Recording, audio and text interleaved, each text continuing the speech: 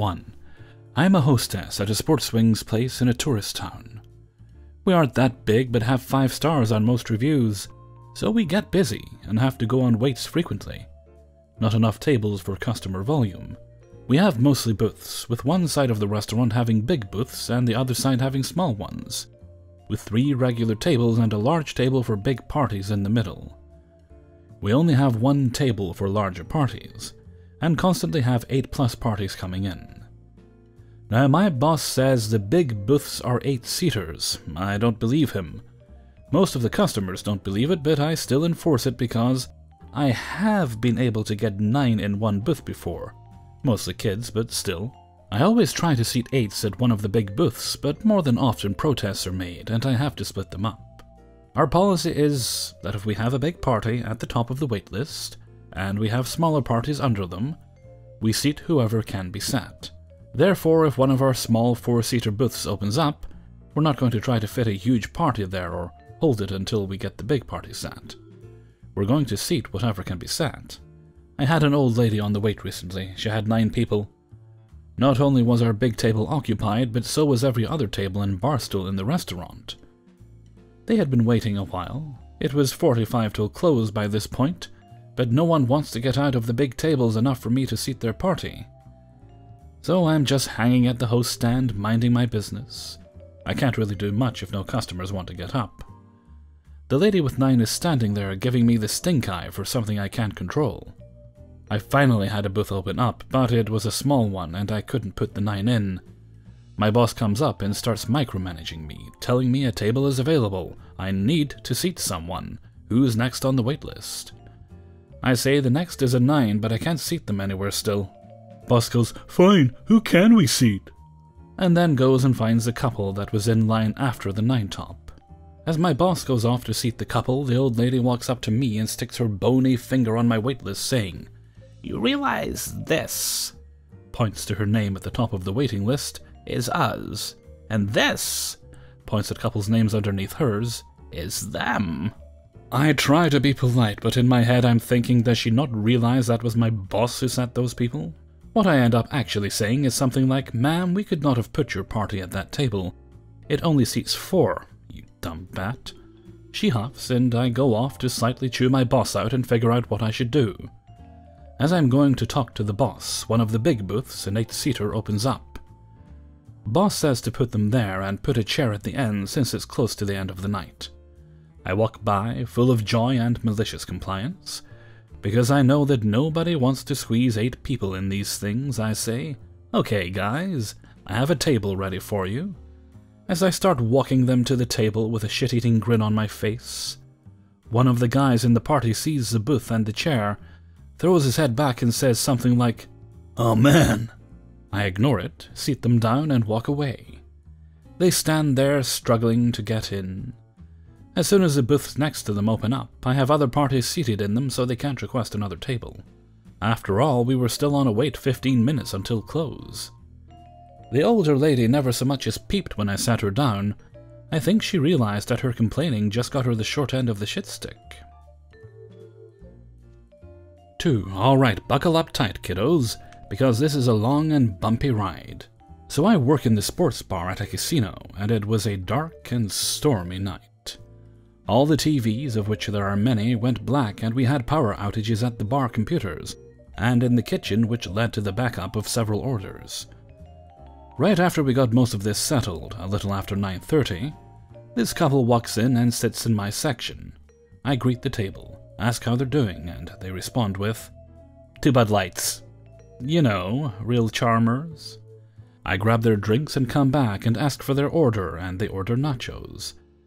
Here is when I start getting a weird feeling from the woman at this table, because of how she wants me to clarify our pricing on additions to the nachos. Hard to explain, but I blew it off as just typical casino patron nonsense. I put in their order and go about running food and checking my other tables. 15 minutes later, I see the couple standing up and moving away from their table. Thinking they had something come up and need to leave, I go over to help them get their food and their bill so they can leave. As I get closer, I hear the woman yelling about how her nachos are taking too long, and the man with her is ardently trying to calm her down. She begins to yell at me as I try and say that they will be with her table shortly, seeing that they just came up in the window. As I go get the damn nachos, this woman is still moving towards the door, screaming about how her nachos are taking too long and she wants to leave. I bring the nachos to the table while she is still yelling at her man from the door. I go get their bill so they can get square and I can be done with them. When I return, the couple is back at the table and the woman has seemed to have calmed down. She begins saying that she has been a server and knows that this is not my fault, and that is because of the kitchen, which is when I try and explain that our nachos typically take around 10 minutes to cook, since we melt the cheese onto the chips, and we are delayed further because of the power outage. This was apparently the worst thing I could possibly have said, since her demeanor towards me changed instantly. She told me that she wasn't going to blame me, but now that I had started making excuses, it was my fault, and I could say goodbye to that 30% tip she was going to leave me, all while her man friend was trying to calm her down. Trying to remain professional, I ask if they would like a to-go box, and the man quickly says yes, and I leave the table. When I return with the box, the woman keeps telling me how this is all my fault for making excuses for the kitchen, while I reply that it is my job to explain what happens with your food and help resolve some issues. To this she replies that it is all my fault, and that I will get a penny tip, bitch. I leave the table without a word, going to my manager and telling him that a customer just called me a bitch, and he agreed that we should call security if anything else happens. While I was doing that, the woman begins harassing a busser, asking if there was really a power outage, and how long the nachos take, as if I was lying to cover the kitchen's butt. From here she begins to get loud again, and that is when my manager steps in. Tells me that he will take care of them for the rest of the night and not to worry about it. He goes to their table to talk to them. The woman begins complaining about her nachos again, and my manager calmly explains that there was a power outage in the kitchen for about 10 to 15 minutes. This sets her off, and she begins going on about how this is a danger, and she knows the policies, and we need to confirm the other customers that this happened. My manager asks if she meant inform, promptly grabbed her beer and went to call security with her yelling after him, "Oh sure, take my beer!" The woman continues to be loud and belligerent while her man is still trying to calm her down, and all the servers have crowded near the bar to watch this unfold. I go off to refill another table's water and apologize for the inconvenience of the shouting woman. When my manager comes up behind me for my login card so he can run the man's card and get them out of here. They pay, and the man and my manager push to get her to leave, but she is having none of that. She takes it upon herself to yell to the rest of the restaurant that they are in danger because of the kitchen power outage.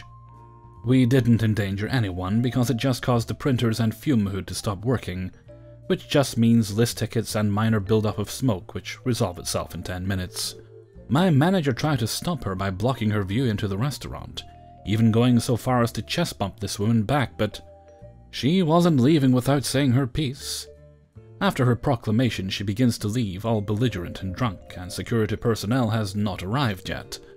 To make sure that part gets handled, my manager runs out of the restaurant and across the way to the casino to grab a security head, who comes to deal with this woman. Now, here is where I stop hearing and seeing what is happening, but I still got the deets. The woman keeps yelling over the very nice and very strong security head lady, until the security lady has had enough, and the woman is taken off to holding in cuffs.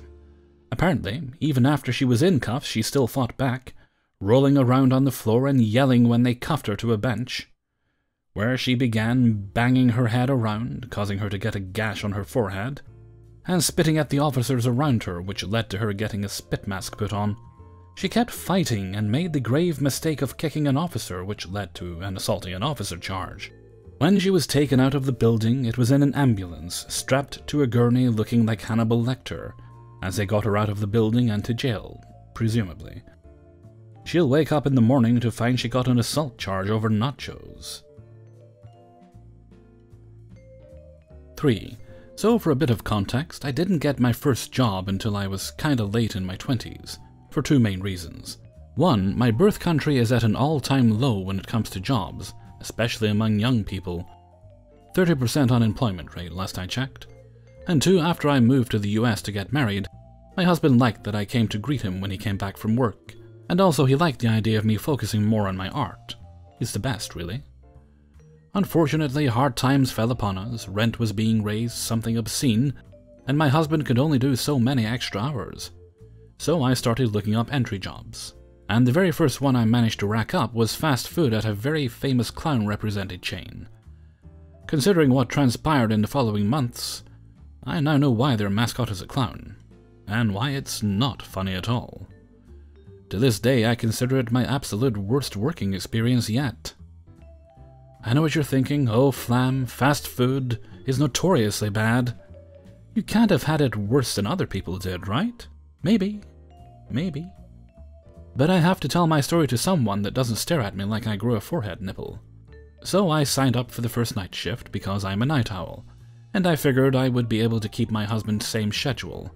He worked night shift at the hospital. Let's start by noting that the scheduling in this place was a joke. The managers would conveniently forget when people needed certain days or hours off, and write them up with a no-show, no-call. There would be 6 days a week followed by 2-day weeks. One time I was scheduled to work for 14 days in a row. I thought I was going to explode when I asked the head manager about it, and she simply took a look at the posted schedule and went, "Huh, guess we're trying to kill you, huh? Ha." So funny. And on the subject of managers, there were a couple of ones that were fine. A really cool one I was very sad to leave behind when I quit. But the others were all varying degrees of neglectful, incompetent, stupid, or downright abusive. At the time, I was in desperate need of money. And I was the human equivalent of a doormat, so I stood there and took it. But what really killed me was the price of management incompetence. We were so severely understaffed that 8-hour shifts became 10, 11, 12, sometimes 14-hour shifts. Or until someone else was there to pick up your shift. And no break because, again, understaffed. And no sitting down, not even at the drive-thru register. Because they were cruel assholes, I presume. My feet were so damaged from hours of constant standing and shitty assigned shoes that I'm still paying in terms of plantar pain to this day. I won't even linger on the customers for too long. You can very well imagine what kind of scum would crawl out at night from the depths of bad neighborhoods to hunt for burger meat. Some would blow their joint smoke in my face. I've come to hate that smell with a passion. One time a man with a very, very scantily dressed female companion in the car with him gave me one look and said, "I could have you work for me for $5,000 a night." I couldn't shut that window fast enough. This is not to say it was altogether horrible. When the managers I liked were on shift, it was actually okay-ish. I was happy that they'd allow me to listen to my music while washing dishes. And I got a fond memory of a certain Thursday night, which was the night children would gather in the parking lot by our building to blast music at an obnoxious volume deep into the wee hours, bothering customers and disrupting our work. It was close to July 4th, and I spotted some kid lighting up firecrackers. So I sent the police an anonymous tip. Watching cars peel out as soon as police cruisers and a fire truck showed up was almost as blissful as the silence that followed the rest of that night. It's the little things. But all that gets overshadowed by the night I got fed up. Let's set the scene. It all started as usual. I clocked in and started counting my till. In the lulls between customers, I would wash dishes. At one point I noticed something weird on top of the trash bin by the sink. It was like a sticky red sauce, but not really the consistency and color of ketchup. More like a runny strawberry jam. I was unsure what it was, so I asked the 17 or so colleague passing by, Tim, if he knew about it. That was me.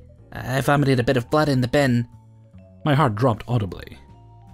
You have to know, at that point in time, my husband just came back from an open chest surgery, and he still looked like the victim of a crazed office stapler assault. I was not elated by the prospect of bringing home hepatitis or whatnot. Dude, you need to go to the hospital. "Nah, it's okay. I can't really afford to get admitted. And I'm trying to save up for a car." Okay, but you at least need to tell the manager. Bless Tim, really.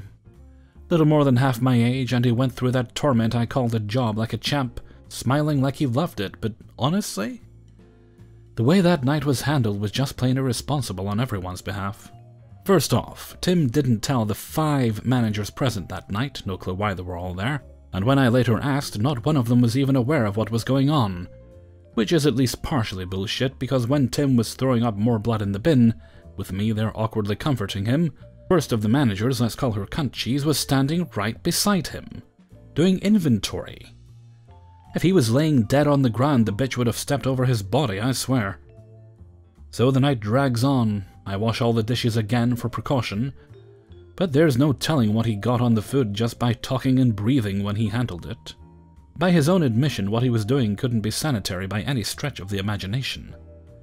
The night ends. He finally tells the head manager, who was on shift that morning, and goes home. I also talk to her, explaining my situation and asking her to keep me updated in case I need to talk to my husband's physician about some potential risks. She agrees to tell me if anything is up, and I'm off for 2 days. When I come back, the first thing I do is ask about updates on the situation. I will never forget what she told me. Oh yeah, I met Tim's mother at the local supermarket, and she told me they couldn't afford to get admitted to the hospital. But don't worry, if it was anything contagious, I would have known. I wasn't floored. My soul went through the floor and through several geological layers, honestly. Like, bitch, when the fuck did you get a PhD in infectious diseases? I decided then and there I was over and out. After 4 months in the 10th circle of Dante's hell, I started looking for employment elsewhere. In fact, Bob, I found it. Handing my 2 weeks' notice almost made me ignore the severe infestation events in the break room, which, in fact, only confirmed I was better off looking for greener pastures.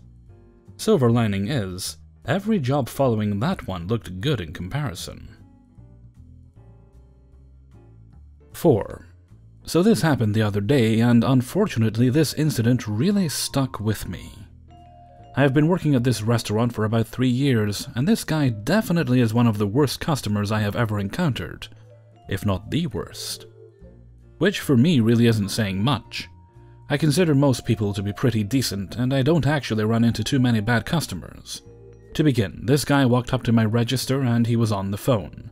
His headphones were plugged in and he was talking to somebody.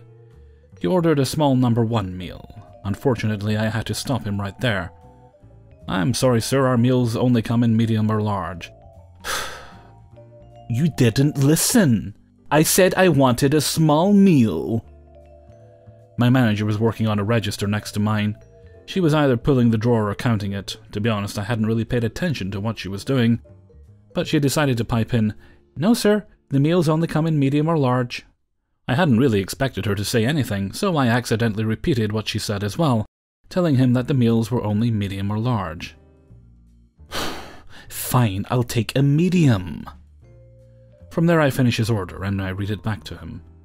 When I read it back, I don't read it back as number 1, I actually intentionally clarify and read it back as whatever item it is. So you have a flippy dipper with a whatchamacallit drink and medium fries. Is that correct, sir? Before I can finish my sentence, he interrupts me. I didn't order a flippy dipper. I ordered a whatchamacallit. You didn't listen. I apologize and adjust his order and begin to read it back again. The thing is that with cheese is actually in the title of this second item, so I read it back as such. I'm sorry if I misheard you. So you ordered a whatchamacallit with cheese. He immediately cuts me off again. I said that I wanted no cheese. Honestly, I was inclined to believe him. When I'm on register, I tend to go into a bit of an autopilot mode. I'm usually very accurate with orders, but I also tend to forget what people tell me right after I punch it in. While I was pretty certain that I hadn't misheard him, I was also very open to the possibility. Mistakes happen. This is why we read it back. The thing that really stung me, though, was that he began shit-talking me to whomever he was on the phone with. These restaurant employees never listen. Honestly, they're just so dumb. Whoever he was speaking to must have agreed with him because he started saying, Right, these fast food employees suck. I used to work fast food and you'd never see this when I worked there. Keep in mind that he's saying this while still at the register. I hadn't even charged him for his order yet. He was saying this directly in front of me, calling me an idiot and saying that I suck. Politely, I finished his order and gave him his receipt. This is when my manager comes right up next to me and quietly tells me, That was so frustrating to watch. You got it completely right the first time. He really did order a number 1. I told a coworker the story after the fact, and they told me I was way too polite. As shitty as this guy was, there was one remarkable thing that made my day a bit better after the fact. Later in the day, a different guy after finishing his meal came back up to the counter and apologized. I just wanted to say that I'm sorry I was short-tempered with you earlier. I didn't mean to be, but it was really out of place. The thing is, though, that whatever he did, I honestly didn't even remember it. So I really tried to tell him not to worry about it and that it was fine.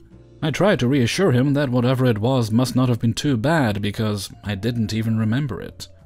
But that kinda made my day. 5. Oh, if only I could have taken a photo. First table of the day was a 9-top. I don't have a problem with big parties.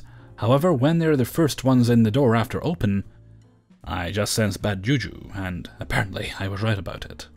First, we pushed 2 tables together in the middle so it was a large square and gave everyone plenty of room. However, this wasn't good enough for them. They wanted tables pushed together end to end, so now instead of having a table perfectly fit for 9, they took up a table for 12. I figured it was a business meeting since the 3 who showed first were all dressed so nicely.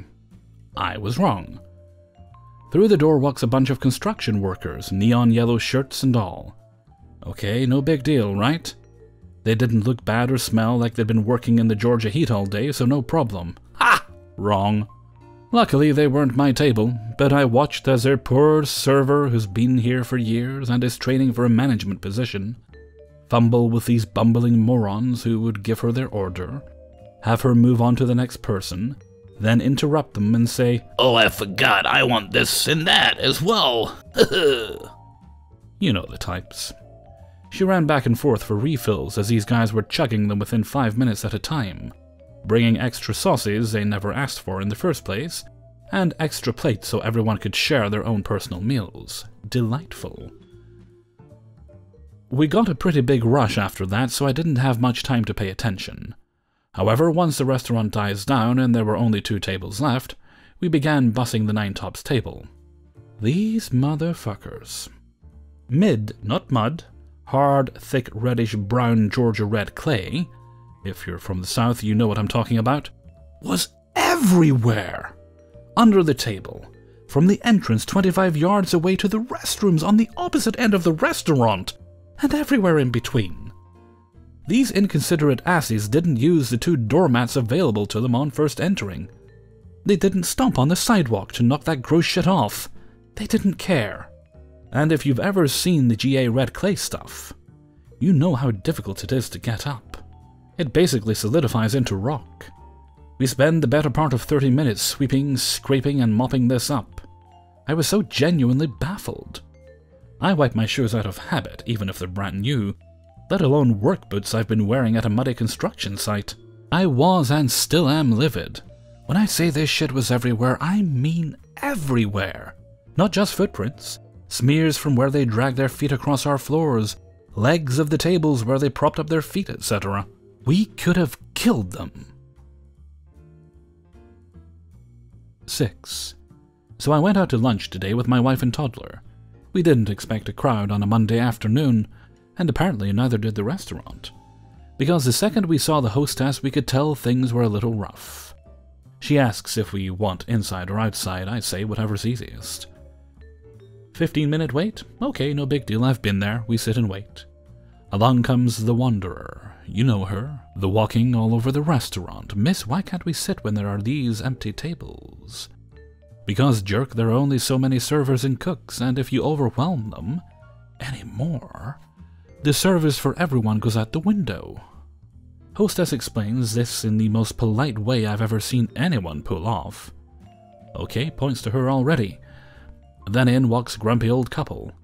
You probably know them too. With helpless friend. Can tell the second they walk in this will be a problem group. Hostess gives them the obligatory inside or outside, gets a bitchy, whatever's fastest, in reply, and they sit. I know very little excitement thus far, but trust me, the hostess is a master of passive aggression, on par with any Seattle barista. The phone rings, like it does constantly when it's busy and literally no other time ever. Of course, the second the hostess is on the phone, the female half of grumpy old couple changes her mind and has to sit inside. And just has to begin waving at the poor hostess while yelling, "Hun!" Hostess ignores her like a pro until she's good and done. Then, finally, it's time to sit. She asks us again if we're sure we don't want to be inside, as it's really hot out. "Oh, I see your game, hostess, and I'm more than happy to help. Yes, the baby would much rather be inside. We get a nice big booth on the inside that you could probably sit 6 in, even though it's just the 2 adults and a high chair at the end." And soon thereafter, a grumpy old couple gets their table, in the one and only sunny spot inside.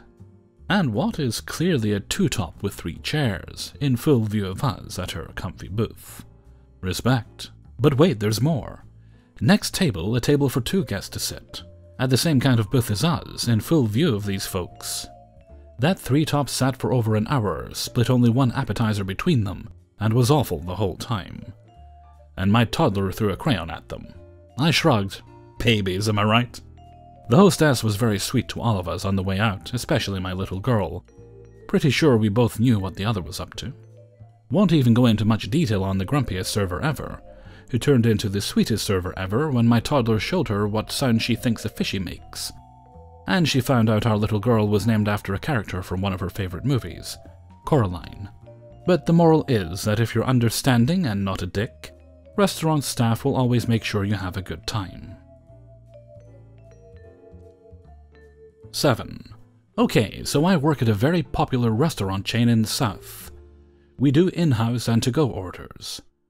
First customer of the night comes in and just orders a salad. No big deal, pretty simple. I go over to prepare it.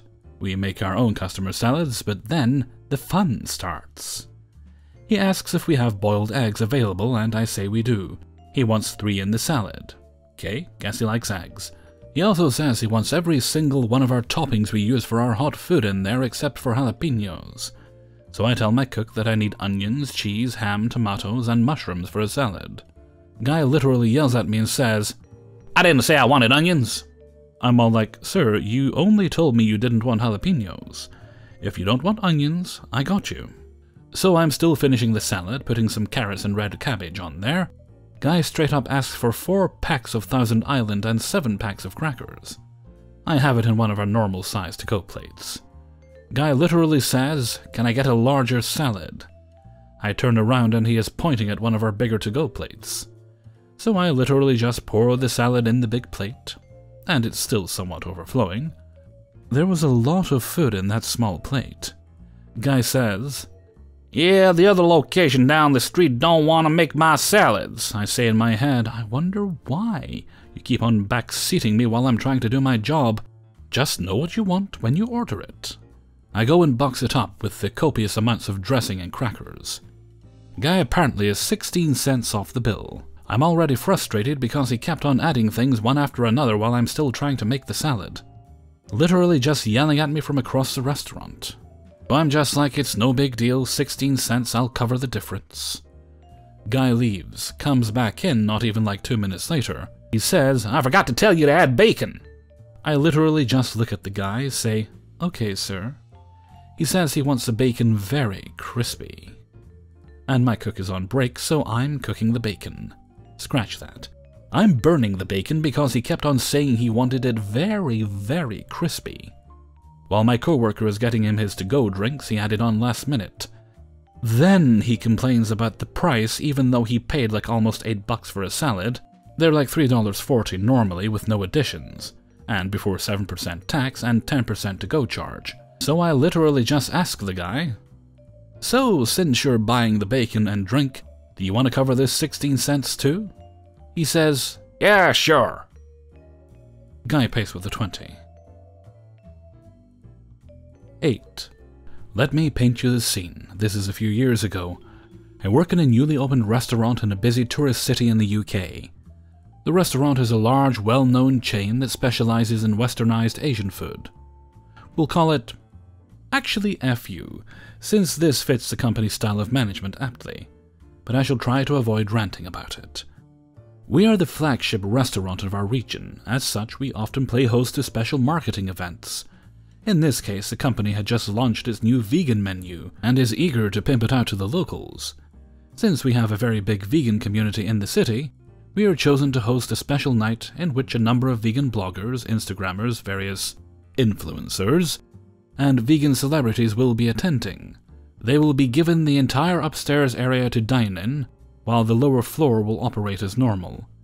Their food is free all night, as well as a pretty generous bar tab with free champagne. The night starts as normal. The guests arrive, everyone seems happy at first. The new restaurant gets comments, several selfies are taken, but immediately we get our first complaint. Excuse me, I need a window seat. Now, to explain our layout, the upper floor is more or less a giant balcony. There is one window that faces out onto the street, but there is a gap of roughly 20 meters between the edge of the upper floor and it. I can ask if some people are willing to move to get you closer to the railing, certainly. No, not the railing, the window. I need the light from the window. She then angrily points down on the lower floor where there are several window seats all occupied. Get them to move. I'm really sorry, but the lower floor is for the restaurant. We reserved the entire upper floor for the event, and then we'll all move downstairs. She then proceeds to get up and move downstairs, sitting at another table. My GM tells me to let her go, and so she stays down there all night, eventually ordering 3 things, then leaving early. She would become the least of our problems. The second complaint comes a mere moment later. Excuse me, is this window west-facing? Sorry? The window, is it west-facing? No, sorry, it faces east. Oh, do you have a west-facing window? No, points to the opposite wall. There is another building through there, so we can't have a window. Then how am I supposed to watch the sunset? There is a park outside. You could go there and watch it, and we will keep your food warm for you. Typical, of course. You would expect me to have to go outside to see the sun? The evening carries on. About an hour in, the noise level from upstairs is getting out of control. We receive several complaints from customers. A waiter tries to ask them politely to be a little quieter, which ends in a rousing chorus of "shh" from everyone upstairs before they all break into laughter. The third complaint comes shortly after. Excuse me, can I get another drink? The ice has melted and watered this one all down. Thinking she's trying one of our fancy new cocktails, certainly, ma'am. Picking up a glass, which seems to be all water. What was your drink? Some of that stuff in the blue bottle over there. I look over and see she's pointing at a regular bottle of water. This one here. Pick up the water. Yeah, that one. Could I get a fresh glass, please? Ma'am, this is water. Yeah, it's lovely. Ma'am, ice is made of water. She looks at me as if I just insulted her mother. I know that, I'm not 12, but the ice is not made from that water, idiot. She turns to her friend, tutting. Honestly. I see. Would you like fresh ice as well? Of course. About 2 hours in, and it has become apparent that the company has completely underestimated the amount of food the event would order. The kitchen is being slammed, as are the waiters, to the point where actual paying customers are getting their food late. The head chef makes a decision to start ignoring food requests from upstairs and prioritize customers. This does not go over well with the upstairs. We receive 23 complaints in total, many along the lines of, "I cannot write about this favorably in my blog," with at least 2 stating the infamous line, "Don't you know who I am?" My favorite being, "Don't you know who I am? I'm Arthur McButtwipe from rectaldischarge.com. Look that up, rectaldischarge.com. Look at all the followers, look at all the comments. Everyone knows me, and I'm a living god in this business. Your company knows that, and that's why I'm here. Because one word from me, and you will never work in this industry again. No serious business will give you a job once I tell them how poor your customer service is." The backlog clears, and the upstairs start receiving food again. Then the Wi-Fi goes down. Turns out they are all using the Wi-Fi to upload selfies of themselves and the food, as well as live stream themselves over YouTube and such, and our terrible cloud service cannot handle that. Fortunately, a quick router reset fixes the problem, but not before. I was streaming! Like people do in this 21st century, you know. Do you know how many viewers I lost by going down without warning? That's money to me. 4 hours in, and the noise is just now unbearable. Customers downstairs are either complaining or just leaving. As a result, it starts to become quite quiet downstairs. With most customers so put off by the noise, they simply won't come inside. The management decides we've run out of the free champagne, and several remaining bottles are discreetly removed. As you can imagine, the idea that the group now has to pay for its drinks does not go over well, but the complaints are more just disappointment, and most of them start ordering drinks immediately. So at least we're making money now. They drink, scream, laugh, take endless selfies, and throw things well into the night. We close at 11 p.m., and none of them make any move to leave. We stop taking food orders, much to their dismay, and at 12 a.m. the bar closes. 2 of them leave and try to return with several bottles of wine. 1 a.m. rolls by. The management agree that they will babysit the group. The chefs and the waiters all go home, leaving just us floor managers and 40 drunk, loud vegan bloggers. 3 a.m. finally arrives, and with it, the single most amazing customer complaint I have ever received in the 11 years I have worked in retail and services. Excuse me, but I keep trying to order this. Points at the small iPad each guest has been given.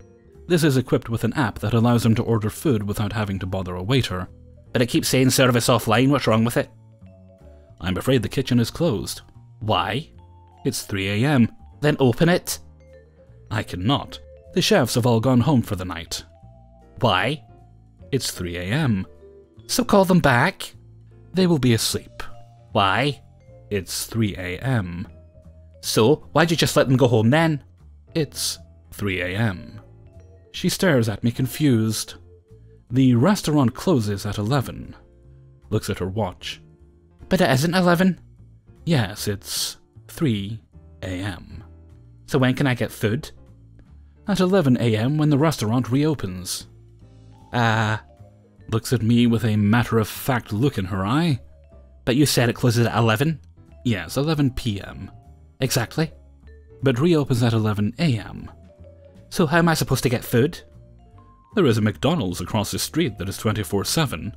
Oh, fantastic. I'll take a veggie burger and large fries, please. Not quite catching on. Yeah, you can see it just over there. Yes, I know. She looks at me expectantly. I'm not going to McDonald's for you. This does not go over well. The woman rises from her seat, a look of pure thunder on her face. Now I should point out, this is by no means a small woman. She has considerable dimensions in both the Y and X axis. As she stands, her mass knocks over the table. Everything on it, bottles, cups, several plates, fall onto the floor. The noise causes everyone to go silent and stare as this vast woman emerges from the dust and debris of my shattered dreams. I was invited here to your corporate bullshit party to enjoy myself. Do you think I do not know I am only here to give you idiots a positive review? Do you think I cannot smell a bribe when I see one? And now you try to palm me off with cheap McDonald's cheeseburgers to cover your shitty customer service? Why, you can fucking stuff it. Or worse to that effect anyway. I was tired, she was clearly drunk. She slurred, and it being the country it is, there was far more swearing. But I've covered the rough idea of what she said. She eventually storms off, stumbling but refusing any help from the management staff or the rest of the group to help her down the stairs. She fails to slam the door behind her. The rest of the group start to filter out slowly. A few apologize for her. A few more thank us for staying open and at least proclaim they had a wonderful time. Finally, by 4 a.m. they have all left. The upper floor of the store is a mess. Discarded wrappers, placemats, chopsticks, you name it, litter the floor. Drinks have been spilled everywhere. The entire place stinks of booze and soy sauce. We lost about 30 plates and glasses due to breakages, and a large number of cutlery was stolen. Some people even stole the toilet paper out of the bathroom. 4 tables had to be replaced, and 2 staff failed to show up for work the next day. It took us so long to clean up, the opening chefs arrived before we'd finished and helped us out. I finally got home around 9 AM. We were budgeted to lose about £2,000 worth of food. We actually lost £9,000 worth of food. That event was never ran again, and as far as I'm aware, was not run in any other store outside of a few other trial flagships.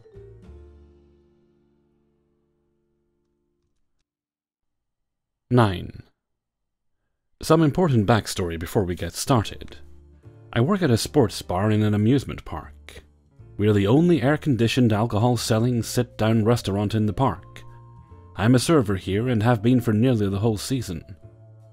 Customers walking out on their bill is actually a bit common, but we've been hyper-vigilant lately, so the amount has decreased. The setting is about 6:30 PM on a Saturday. I've been on since 4 and it's been absolutely dead the whole night. At the time there are only 2 tables in the whole place, so us 6 servers are bored and hanging out. My co-worker Jay, who has this table of legend, has dropped the check and it's been a few minutes since then.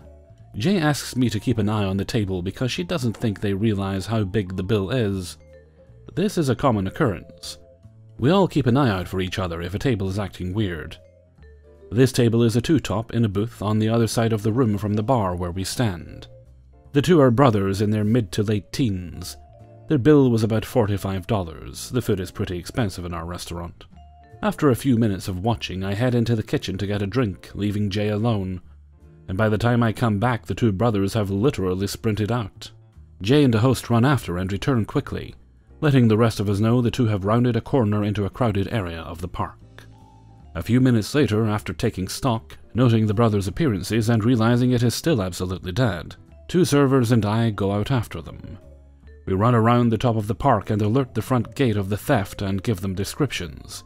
We walk back around until we can see the restaurant again, looking through the crowds to see if we can spot them. We come to a stop in front of the swings ride in full view of the restaurant, and notice the 2 brothers waiting in line there. At this point, it is clear to us that not only did these 2 intend to commit this crime, they were confident in their ability to do so to the point that they thought they could stick around the park after. Jay met up with us and we discreetly point out the 2 brothers. Jay let us know she called security, but we all know security is going to be a long while. They often take hours to come get reports after walkouts. The 2 brothers enter the ride and get in seats, at which point we let the ride operator know what's going on. He locks the doors and doesn't start the ride while we wait for security. After a minute of no security and no area managers in sight, I run into a nearby stall and try to locate someone who can help further. I meet up with another co-worker and we get an area manager alerted. When I get back to the ride, the brothers have noticed what's going on and have gotten out of their seats. They come to the exit where we're all stationed and try to get through the door, but it's securely locked. After a moment, the older one hops over and starts yelling at the younger one to follow. When it's clear the kid isn't going to conspire any longer, the older brother approaches us and threatens to slap us bitches if we don't let him through. We let him pass, and later hear from our co-worker who stayed behind at the restaurant that the guy circled back towards the entrance, which is in the opposite direction of the park exit. Again, why? Soon after, an area manager and security arrive and they go with Jay to take the younger brother into custody. We all head back to the restaurant to get back to work. About an hour later, 2 adults show up and Jay goes to speak with them. Before she can say anything, they demand to see the manager. All of us stay out of the way as the area manager on location and our boss, who runs the entire foods area, talk to the 2. Apparently, they're the parents of the 2 brothers who tried to skip out on the bill, and they came to pay the $45 tab. However, before they do so, they complain that the menu was misleading and the food was too expensive. They defend their sons and say they were in the right to walk out, since the bill was ridiculous. This part was summed up to me by some co-workers. All I saw was angry people yelling, and I didn't want to get tangled up in that. So, moral of the story is, don't order a bunch of food at an amusement park and expect to get away with skipping out on the bill. I really don't know why people think this is a good idea. 10. So I don't have a traditional serving job. I work at a movie theater called Alamo Drafthouse, basically a diner-theater place with a bar. We have a very strict no talking or texting policy. If you want to grab your server's attention for whatever reason, you write it down on an order card and put it up against a metal rail on your table. So tonight I was closing one of our smallest houses by myself. I only had 15 guests in my theatre. But I was supposed to be prepping my check to drop them. Things kept getting in my way though. Other theatres needed help. Kitchen was running a bit slow, so my food was coming out at inconvenient times. And I had another guest walk out of my movie. When said guest walked out, I was prepping my checks and someone had came and grabbed me when a table's food had come up. On my way back to my theatre though, a manager had then informed me that said guest wanted to close out. Completely okay. I asked my manager to run my food for me while I met my guest at the front bar to close him out. We ended up making small talk about the other movies we have, and what my suggestions were as to what he should see instead of Annabelle. When I get back into my theatre, I had 2 more checks to prep, and I would have been good to drop them and pick up order cards I have missed. In comes another guest. He walks into my server's station, which is already a huge no. He then asks if I'm still picking up cards. I explained to him that I was, but was running behind schedule because of some hiccups with the kitchen and helping other theatres. I then politely explained that I have 1 more check to prep and I would be out momentarily. And also politely tell him that our no-talking policy extends to guests talking to servers. My theatre was very small and my server station is right next to 2 rows of people. This gentleman is not having it. He keeps getting louder and more aggressive, saying that his order card was up for a long time. I apologize again as I'm writing thank you on my last check, and told him to return to his seat as I was walking out right now, and couldn't leave my station with a guest in there as well. It was at this point that he asks, "Do you work for tips?" I responded with a yes. He then throws the order card down on my table and says verbatim, "Well, I'm fucking leaving this head, and you can decide if you fucking want your money or not." Now, this back and forth was happening in the middle of a very quiet horror movie. But when he said that, I replied with an "Excuse me?" loud enough for the entire theatre to look over at us. I immediately stormed out and saw a look on his face that showed me he knew he had screwed up. As I'm leaving my theatre, he's trying to backpedal and get me to calm down. I walk into the hallway and meet a manager and told her that I had refused to serve him because he had cursed at me. He's trying to explain himself, and my manager is not having it. She kicks the dude out and ends up throwing the order card away, not realizing his family is still in the theatre. A few moments later, his buddy comes in, confused, and asks what happened. I explain to him, said buddy then explains that the order card was for him and his son. But he apologizes profusely, pays his tab, and gathers the wife of the dude that was kicked out.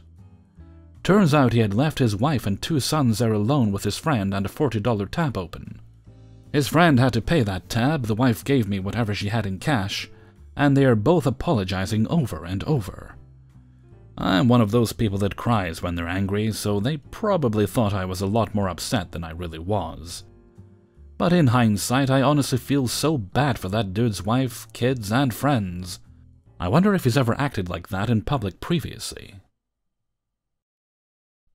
Hey everybody, Hellfreezer here, and thank you very much for listening to Spinning Plates 52. Now, I know it's a bit unusual to celebrate an anniversary on a 52nd video, but it's just because I happened to notice that would be a full year of doing these. I haven't actually missed a week since I started, and that's kind of rare, because every now and again you find you struggle for stories and you might end up doing something else when you do daily videos. So, I wanted to celebrate the first full year of this series with these 10 stories. Well, with that, and this week I was discharged from the dermatology department, so I don't need to go back there for about 3 months, I think is the next appointment. So I should probably celebrate this weekend. I'll likely do a stream at some point, either Saturday or Sunday. Not sure which. I'm going to be working late tonight. It's currently, well, the tail end of Friday. We're almost on Saturday. So I'm going to be working late getting these videos done, so we'll see what time I wake up on Saturday. And, yeah, but I should probably do something to celebrate. Probably involving food, most likely. Dare I order my second pizza of the year? Oof. Who knows? We'll see. Because you can get decent ones out of the supermarket and that, but they're never as good as when you order. Ah, well, I'm going to head off for now. So until next time, thank you very much for listening, and take very good care of yourselves.